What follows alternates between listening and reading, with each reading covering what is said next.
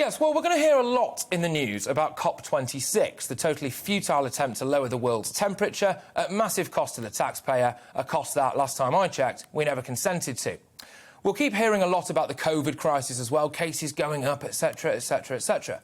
But I wanted to use this platform tonight to talk about another crisis, and that is the one involving our armed forces and our veterans. Now, our armed forces do the best and the worst job in the world. We owe our very existence as a nation. My ability to sit here and speak freely to the bravery, the courage and the valour of our military heroes.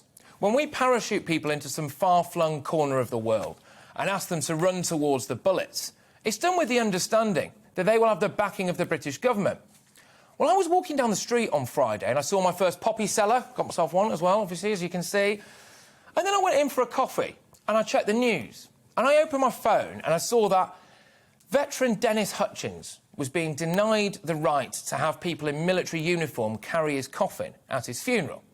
If you're not familiar with Dennis Hutchings, he served in the Life Guards and specifically during the Troubles in Northern Ireland. He was put before a court no less than 3 times for allegedly murdering a chap called John Pat Cunningham, who was shot in the back as he ran away in 1974. He was acquitted twice, but then, when he was in his late 70s, he got a knock on the door one day and was told he was being put on trial again.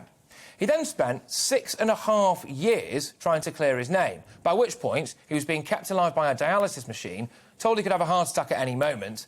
He had to keep nipping off to hospital during his trial, and then he contracted COVID, and now, sadly, he's died. I personally don't really think COVID killed him. I think maybe the government did. They hounded an old military hero to death. When he was in hospital in his final moments, he was alone. His family weren't allowed to see him, and he was refused requests to fly him back to Blighty. He was even denied the right to wear his beloved military uniform in court. So we stripped him of his dignity, we stripped him of his identity, but really, this whole process, I think, has shown that our country has stripped itself of its decency. And now, the final indignity. Dennis Hutchings' family requested that soldiers in uniform carry his coffin at his funeral. That request was turned down. They said it was only for serving military personnel.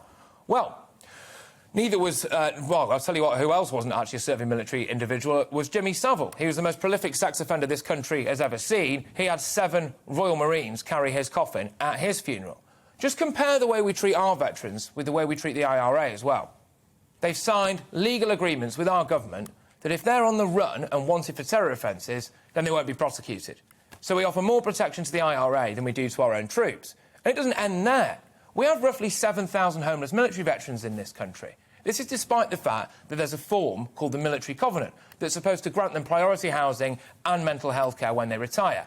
But this literally just doesn't happen. In fact, if you're a homeless veteran, you probably have more chance of being given a roof over your head if you got in a dinghy in Calais and landed on a beach in Kent. We have enough hotel rooms, paid for by the taxpayer, to house illegal immigrants, but not people who fought for this nation. Now, if we had a referendum on this, I suspect the British public would rather spend their hard-earned tax money on housing a veteran than housing an illegal migrant. So we're not treating our veterans well in life or in death. I want to call now for this government to do the right thing, and you can all write in to Boris Johnson, you can urge him to do the decent thing. Give Dennis Hutchings a full military funeral.